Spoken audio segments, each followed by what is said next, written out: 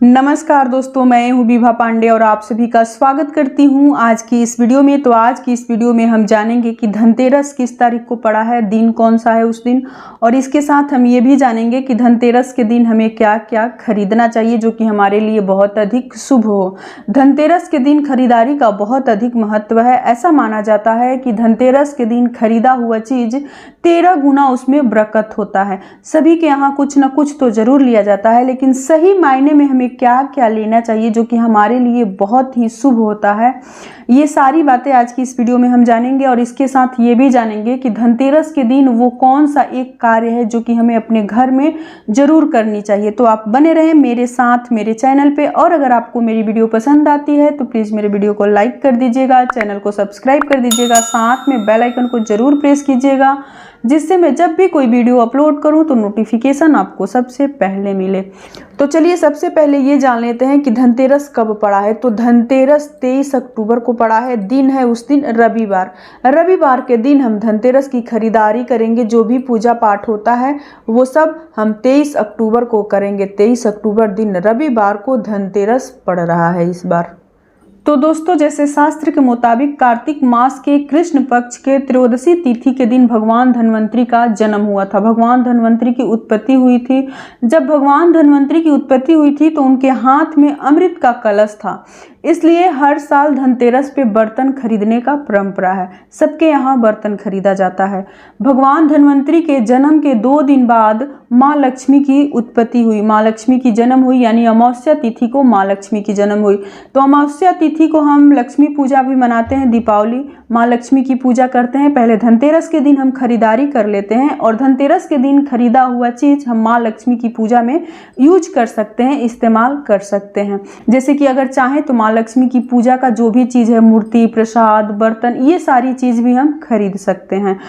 तो चलिए इसके आगे ये जान लेते हैं कि हमें क्या क्या खरीदना चाहिए जो कि हमारे लिए बहुत अधिक शुभ होता है। तो देखिए, अगर हम चाहें तो धनतेरस के दिन माँ लक्ष्मी, भगवान गणेश की मूर्ति भी खरीद सकते हैं। चांदी, सोना, पीतल या फिर मिट्टी की भी मूर्ति खरीद सकते हैं। वैसे बहुत लोगों के यहाँ का परंपरा है कि हर साल मिट्टी की मूर्ति खरीदते हैं और हर साल पुराने मूर्ति की विसर्जन करके नए मूर्ति की पूजा करते हैं। तो अगर आप चाहें तो पीतल, चांदी या फिर सोने की मूर्ति खरीद सकते हैं जिसकी कभी विसर्जन नहीं की जाती है। उनकी मतलब हमेशा के लिए उनकी पूजा की जाती है, और फिर दिवाली पे आपको नया मूर्ति लेने की कोई ज़रूरत नहीं होती है। तो अगर आप चाहें तो इस साल सोने, चांदी या फिर पीतल की मूर्ति ले सकते हैं अपने बजट के अनुसार।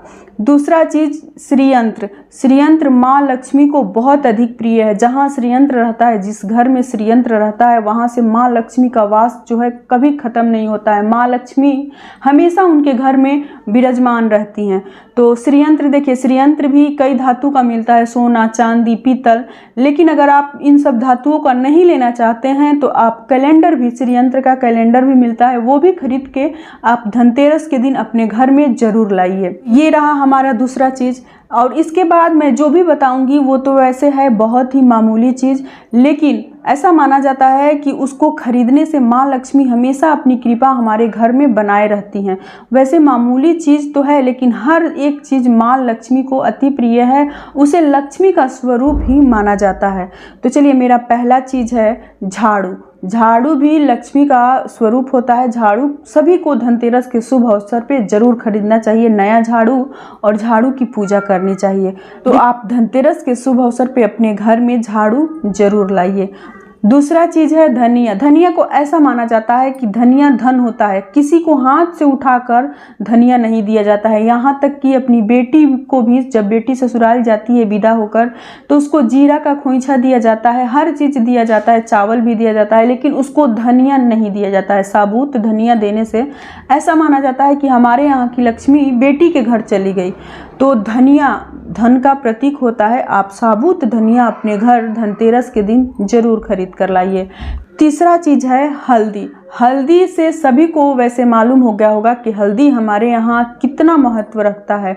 किसी भी शुभ कार्य में, पूजा पाठ में बिना हल्दी के हमारे यहाँ नहीं होता है।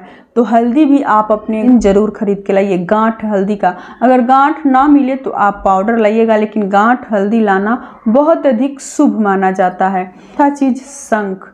शंख भी सभी के घर में होना चाहिए। श्रीयंत्र और शंख सबके घर में होना चाहिए। अगर आपके घर में पहले से हो तो आपको लाने की कोई ज़रूरत नहीं है, लेकिन अगर ना हो तो आप इस धनतेरस पर शंख अपने घर में ज़रूर लाइए।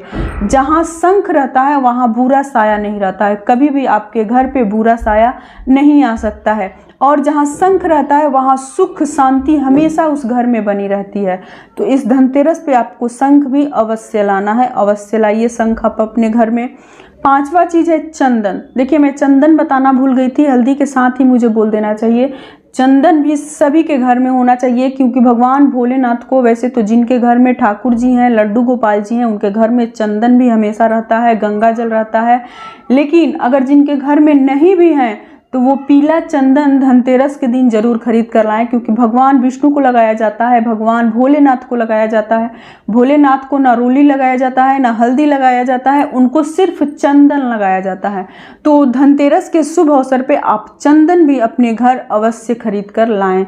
तो इसके अलावा अगर आप चाहें तो सोने चांदी की ज्वेलरी खरीद सकते हैं, पीतल की, तांबे की बर्तन खरीद सकते हैं। देखिए, स्टील की बर्तन या एल्युमिनियम की बर्तन या फिर कोई लोहे का सामान नहीं खरीदना चाहिए। ऐसा माना जाता है कि राहु काल का साया होता है। तो आप अगर बर्तन भी खरीदते हैं तो पूजा की बर्तन छोटा सा ही कोई प्लेट खरीद लीजिए भोग लगाने के लिए, या फिर लोटी खरीद लीजिए, दिया खरीद लीजिए पीतल की, तांबे की। लेकिन स्टील, एल्युमिनियम और लोहे की कोई भी चीज़ आप धनतेरस के शुभ अवसर पे ना खरीदें। और इन सारी चीज़ों को जो भी मैं बताई हूँ, ऐसा नहीं है कि बहुत बड़ा चीज़ है, ये सभी लोग खरीद सकते हैं और अवश्य खरीद कर अपने घर में लाएं। और धनतेरस के दिन लाकर आप दीपावली के दिन इस चीज़ों का इस्तेमाल कर सकते हैं। तो चलिए सबसे आखिरी बात जान लेते हैं कि वो कौन सा एक कार्य है जो कि सभी के घर में ज़रूर होना चाहिए। तो वो कार्य है गंगा जल का छिड़काव।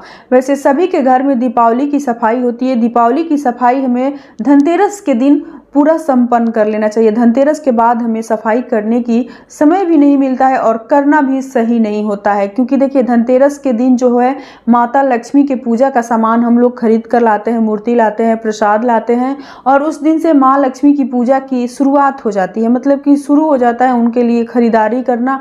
फिर नरक चतुर्दशी के दिन जो है यमराज का दीप जलाया जाता है और उसके अगले दिन अमावस्या तिथि के दिन हम माँ लक्ष्मी की पूजा करते हैं। इसलिए अपने घर को पवित्र अच्छे से करने के लिए हमें धनतेरस के दिन अपने घर में गंगा जल का छिड़काव जरूर कर लेना चाहिए। इस प्रकार से आप धनतेरस के दिन खरीदारी कीजिए और फिर देखिए कि धनवंतरी की कृपा कैसे आप पे बरसता रहता है।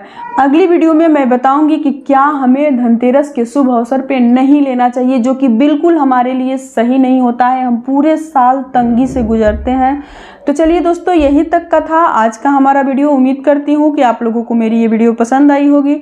तो चलिए फिर मिलती हूँ एक दूसरे वीडियो में, तब तक के लिए नमस्कार।